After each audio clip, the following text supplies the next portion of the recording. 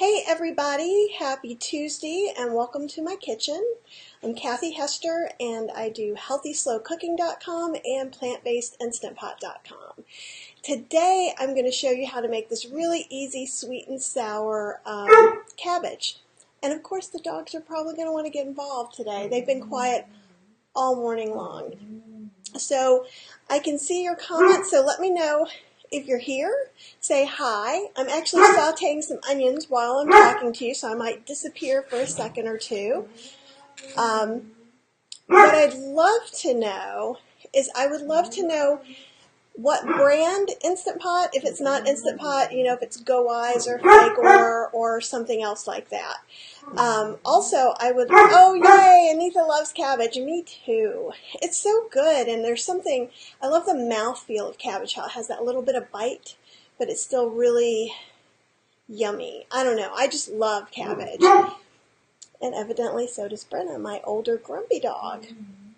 So I have no idea what she wants, except attention. So what I would like you guys to do is say, hey, tell me what kind of Instant Pot you have, because one of the things that I did this weekend, or over Prime, is I actually got an Ultra and a Duo Plus, in addition to the Duos I have. And I'm learning that the menus are quite different on there. So I'd like to talk a little bit about that, but for instance, if none of you have Ultras, it doesn't help you. But today I'm cooking a half batch of this cabbage, and the recipe is on plantbasedinstantpot.com. And you can go up into the menus and there's recipes. If you click on recipes, it'll give you all the pictures of the recipes, and you just have to click on one. So I'm trying a new camera thing. So right now I have some onion that's water sauteing. So I'm doing a half recipe in this 3-quart Instant Pot Ultra. And the Ultra is just a fancy one. It has more digital settings and a few extra things. And I'm not really sure that any one is any better than the other, honestly. And if you use oil, you could oil saute these instead of water sauteing. That is all up to you. And this is on hot, and as you can see, it's pretty hot. Hi Mary, how are you? Oh, and you already made it. Anita, did you like the recipe? Or did you change it at all? If so, let us know. So I'm going to go ahead and put in a little bit of garlic. And again, all the measurements are on plantbasedinstantpot.com. Oh wow, I wish you could be here. That garlic smell is just really, really yummy. So this is a super easy recipe. You added a little more vinegar, and that's perfect. Any recipes that I do, you really should adjust to taste. And I think that's really pretty awesome that you noticed that's something you needed to do. Okay, I'm going to switch cameras to show you the front. And if you have, I'm going to also turn this off. So we're canceling it. So see how it has lots of things, and you change through these by rolling that button. Anita, what Instant Pot do you have? Size and make. So, there we go. I unplugged it. I'm also going to go ahead and put the water in right now because I'm getting ready to do that, but I just want to stop the onion from burning to the bottom while I'm taking my time and talking to you. And this is the applesauce. And one thing I do too is go ahead and I'm adding that much vinegar. You could add more. And the applesauce is what makes it sweet. It's the apple cider vinegar that makes it a little bit tangy. And so I love the red cabbage or purple cabbage, but you can honestly use any cabbage you wanted to. This recipe was originally from going to be in my book, The Ultimate Vegan Cookbook for Your Instant Pot. So you'll see actually a photo of it. Oh, Anita has the duo, so that's awesome, and I'll show you that. Hi, Jeanette. What kind of Instant Pot do you have, Jeanette, or do you have one yet? Okay, so we've got all this mushed up together. You can also put salt if you use salt. And I usually do it to taste, so you could do it after. I know a little bit is going to be what Cheryl likes. You can also put a little pepper in here. If you want to get crazy, you could put, garnish it with fresh dill would be pretty yummy, or even put some dill or caraway seeds in here to kind of give it a little more of that Slavic flavor. Okay, Mary Ellen has the Duo Plus. Oh, and the QVC Cook's Essential brand. Okay, let me change over to here. So I'm going to talk a little bit about some of these things while this is cooking. So now this recipe cooks for 10 minutes. There it goes, all the way at the top. Okay, so when I click it once, it lets me change the time. Oh, click it twice. I'm still learning this one, so you guys can bear with me. And I'm going to only cook it for 5 minutes. I have it cooking for 10 minutes in the book, or actually I'll do 7. We're going to do it on high pressure. We don't want to use the delay. The keep warm is on. And then we're going to click the start button. That's something that's very, very different than the other models. So, yes, and absolutely, Anita, you can, instead of using applesauce, and this is what I was going to do today, but I did find some applesauce in the pantry. And I also smashed my finger using the bottle opener to get it open. So, was it a win? We'll find out later, right? But I was going to cut up some apple and put it in there. And it just depends on what your family likes. If you like things that are a little chunkier, totally do that. And while let me show you the Duo Plus really quick. So while this is coming up to pressure, which shouldn't take too terribly long, oh, let me show you one more thing before we do this. So usually we have to move it on the other models to sealing. This seals automatically, and you actually have to do something to make it be open. And when we release the pressure, we're going to use this button, which is going to push this up. So that's one of the differences between the Ultra and the other models. And we'll talk a little bit more about that stuff. So let's see. Here's the Duo Plus, and I'll show you that next to the Duo. So we can see just kind of how the screens are just a wee bit different. And this is probably the one that everyone's most familiar with seeing. Let me move these out of the way. And actually on Plant-Based Instant Pot, I just talked about some of these buttons, which is very interesting. If you're new to your Instant Pot or you just got one, this is really important to know. I think this was the model that was on sale most of all. The Ultra 3-quart, which I'm cooking in, was also on sale, which is why I got it. But there are a few things that you need to know. Now, this is an older model, so it says manual. So if your button says manual or pressure cook, on the Instant Pot brands, that means the same thing. And so over here, it says pressure cook. And it also said pressure cook on the Instant Pot Ultra. So if you're doing something like sauteing like I just did, right, and actually I'll plug this in so you can see the screen a little bit better. Okay. So this tells us that it's off. If I was going to saute, I would be here, and I would use the adjust button to do less, normal, or more. And less is what I use most of the time because I find, at least in this 6-quart older one, that the saute function is pretty high. And so that just let me know it just went ahead and went on. We didn't need to press start like we did in the other one. So let's pretend now we finished sauteing and I want to pressure cook. Well, I can't just press the saute and have anything happen. I have to cancel it, right? And then I would go to manual or pressure cooker, and then I can change the minutes with the plus and minuses and adjust, or actually it's pressure that goes low pressure or high pressure. And if you have a Lux, you may not have that option either. So those are just a few things you need to know about adjusting and using some of these buttons on this one. And is anybody new to their Instant Pot who's watching right now?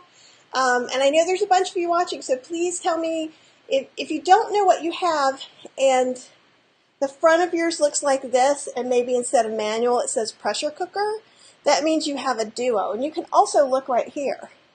It tells you, so that says IP-Duo. Over here that says Duo Plus, right?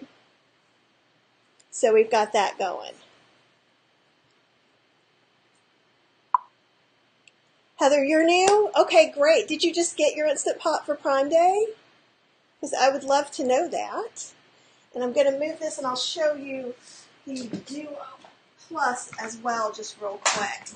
I'm going to write up some more about this because right now on the site, the post that I just did is only talking about just the regular old Duo that most people have. And this one I haven't even properly used yet, so I'm just going to give you a little bit. Okay, Heather, you're looking in to see if it's worth it for you. So maybe I could help you a little bit with that.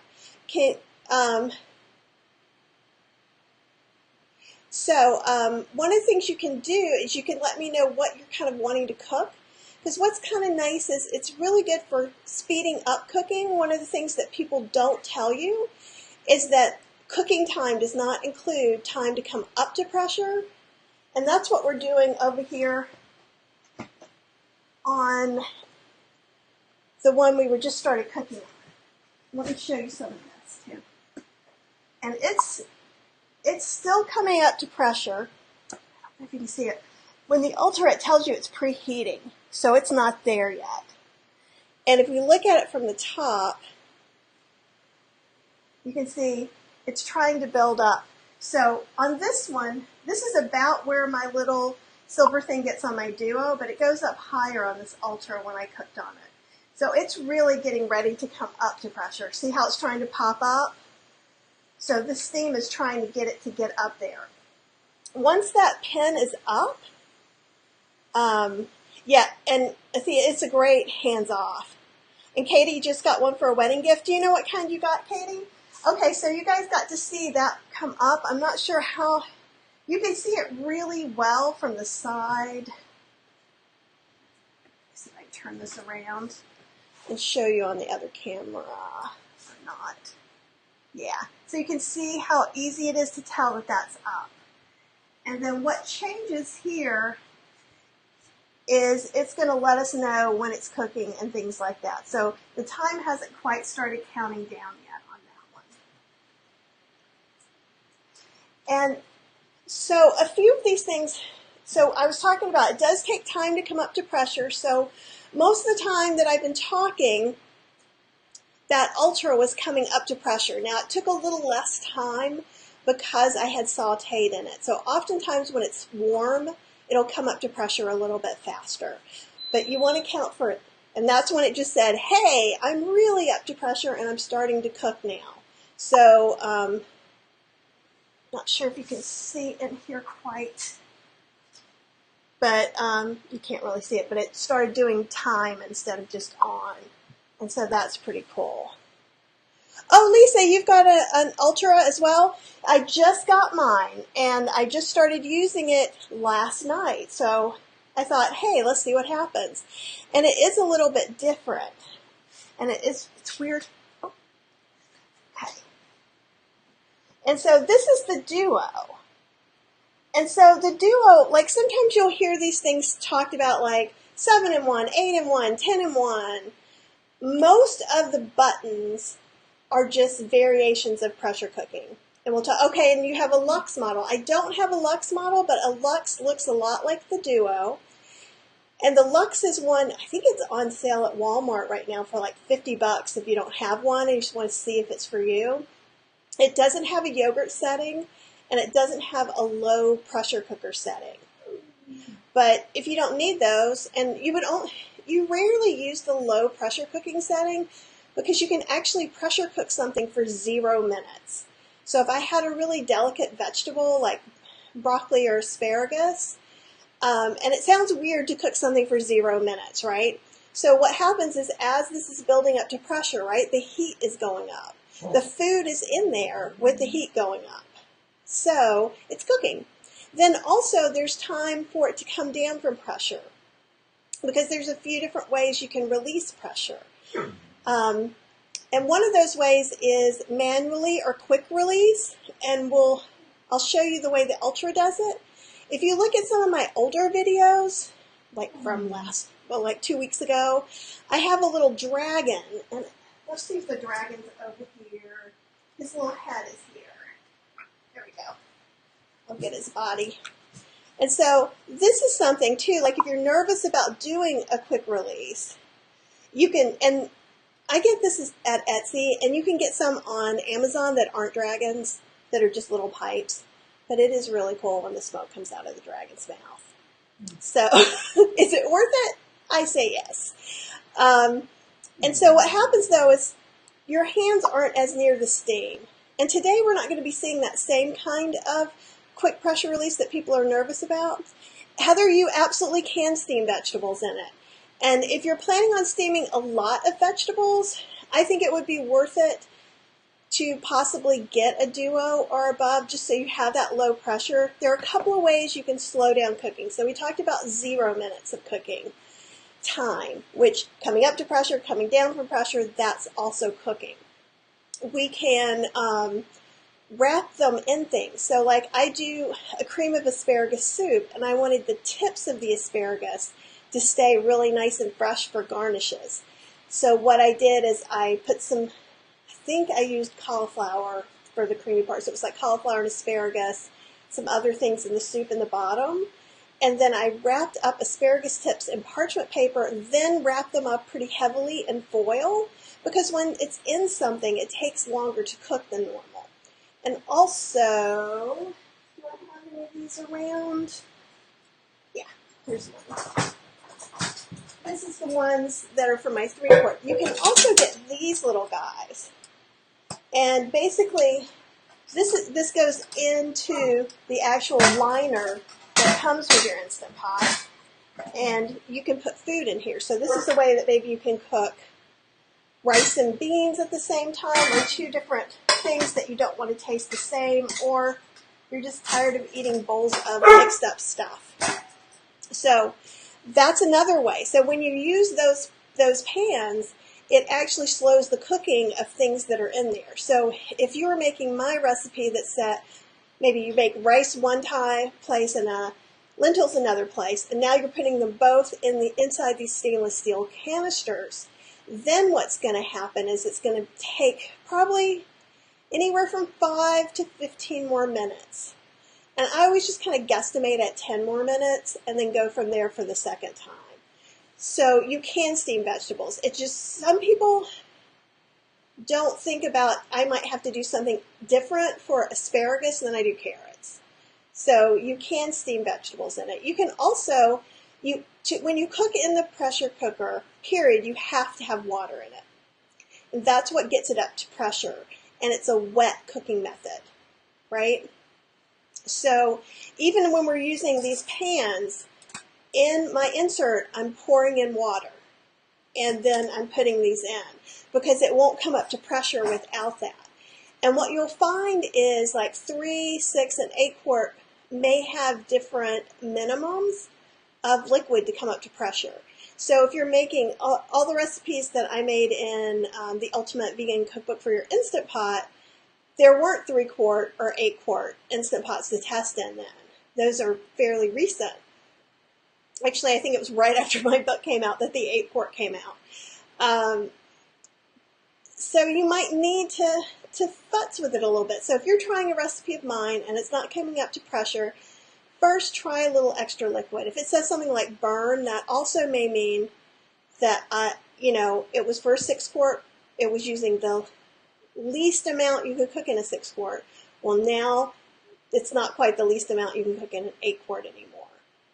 Do you guys have some questions about that? And let's see. And Heather, you can steam vegetables in it. You can cook beans in it. You can, wow. You can cook just about everything. You can cook lasagna. You can cook pasta. Now, everything's going to be a little bit different. It's just like when you cook something in a slow cooker. So if you're baking a cake in a slow cooker, it's going to be a little different than when you're baking it in the oven, because the oven is dry heat, slow cooker, and pressure cooker are wet heat. So you're actually, in the Instant Pot, you're kind of steaming your cake. So I just put up a date-sweetened carrot cake on Plant-Based Instant Pot last week, which is delicious, and it's moist. It doesn't have any oil in it at all, because it just doesn't need it. So that beeping right there is my Ultra saying, hey, your cooking time is up. And I'm going to, so you can kind of see that. And then, I don't know if you guys can see this on the camera very well, but so that was the preheat, this was the cooking, and now it's going to talk about keeping warm. And so I'm going to change up above. You can use Pyrex dishes in it. I do. And you can stack Pyrex dishes in there. Okay. So with this, it actually says press. And I'm pressing it a little bit. It will go all the way. My finger is quite a good distance away. I don't really want to get this steam all over the camera though. So let's get it where you can see it, but now, if I was using a different one, I would have my dragon over something like this, and I would be moving it, right? And I could sort of create that. But if you're really scared about this, and see, I can press it, and it clicks to hold in. Now, I'm not sure that you would ever want to click this in if you were doing a soup or something like that with lots of liquid, because more liquid's going to come out. You guys can kind of see that there's a little bit of liquid around there. And this is still up. So as the pressure goes down, this is going to eventually drop. And it can take just a little bit. And there we go. And so until that drops, you can't open the lid. But now I can open the lid. And in case you didn't know, these little holes on either side are the handy, some more of this water out, the handy dandy lid holder, which is pretty nice, I think. Let's see. And so basically to make this, and in the winter, I don't know what it is. In the winter, I like my cabbage a little more mushy, which is why I wanted to cook it just ever so little bit less. So if you like yours really crunchy, you could cook it maybe 4 or 5 minutes. I like it to kind of melt it in with the applesauce. You're welcome, Cheryl, for not frying the camera. I don't think it would fry it. So for this recipe, and this is the sweet and sour cabbage, this is just sauteed onions and garlic, and I water sauteed. Then we added chopped cabbage, applesauce, apple cider vinegar, and salt and pepper. And in the book, originally, it was going with some pierogies that I made with dumpling wrappers. And let me see if I can find that picture and show you, because you could actually use a rack and cook the pierogies above it, or a steamer. Let's see if I can find. And pierogies are just like little Slavic dumplings. Well, I am not finding it right now. I'll give it another second. And you guys ask some more questions. You missed the beginning, you need to use it. Oh yeah, this actually, what happens is this all my Tuesday videos go on my YouTube channel, and they get on Facebook as well. So you guys see that? That's the red cabbage. And on top of that is just some cheesy potato pierogies. And without getting into the recipe, I can sort of give you a 10-cent tour of it. But first for Elsie, yeah, the cabbage, and the recipe is on plantbasedinstantpot.com. So you have the full recipe right there for you. I was showing you how to cook it in the new 3-quart Ultra Instant Pot that I got, so some of the buttons may be different than what you have. I do have a post on Plant-Based Instant Pot that I think it's just Kathy Hester, and I'm looking at my YouTube channel name. But if you go ahead and if you like Plant-Based Instant Pot Facebook page, which you could be watching through right now, if you like that, you'll get a message when I'm going to be live, and I'm live every Tuesday at 1. And you can either find the videos, most of the Instant Pot videos are under plantbasedinstantpot.com. I have another site which is Healthy Slow Cooking. So I have a Healthy Slow Cooking Facebook page that has videos that were from May and before. So hopefully that'll work for you. And I'll put up the channel name. I just use it to house these videos, just so it's another way. Oh, you are a member. Okay, awesome. Oh, and before I forget too, if you guys want to, if you're not already, I have a private Facebook group that's free. It's called Vegan Recipes, Cooking with Kathy Hester. So join in there, and sometimes you can get some discounts on some classes I'm doing. Like I'm doing a summer recipe class this Saturday, so it's an online class, and you can watch it live, or you can watch it later. And I have some Instant Pot classes and an air fryer class, and even if you can't attend live, you can still go and see the replays and pay for that. So that the classes will always be available to get, to buy. Get is not a nice word, huh? Can you guys think of some other questions that you have for right now as far as about cooking this? Because this was pretty easy. And a lot of things are just this easy. And what's good is this doesn't heat up your house the same way cooking it on the stove would. And before we go, I'll try and give you the 10-cent making a potato pierogi. So I got round dumpling wrappers from the Asian market because they don't have eggs in them, but read the ingredients carefully. And then what I did is I just cooked some potatoes. Usually when I cook potatoes, I cut them up for about 10, and into chunks. I cook them for about 10 minutes in some water in the Instant Pot. Then I drain them. And I use quick release, which is kind of quick release or manual pressure release where you do it yourself. And there are other things called natural pressure release, which means you just leave it alone until the pin drops. And then you can open it. And there's some variations in between. So, anyhow, now you have the cooked potatoes. Mash them up, maybe with some non-dairy milk, a little salt and pepper if you'd like, some fresh dill, maybe some nutritional yeast, or even dried dill would be fine. And then just take about a tablespoon of that, put it in the dumpling wrapper, wet the sides, and seal it, just like you would a dumpling. And in fact, I have a Facebook Live that I made dumplings, so you can look at that to get a better idea as well. So, and then what I would do is put a rack that goes above the cabbage and just cook them both at the same time. So anyhow, I hope this helps. Please join me and get the recipe at plantbasedinstantpot.com. And I'd love to see any of you guys in the class that I'm doing this Saturday on summer recipes. Have a wonderful week, and I will talk to you later.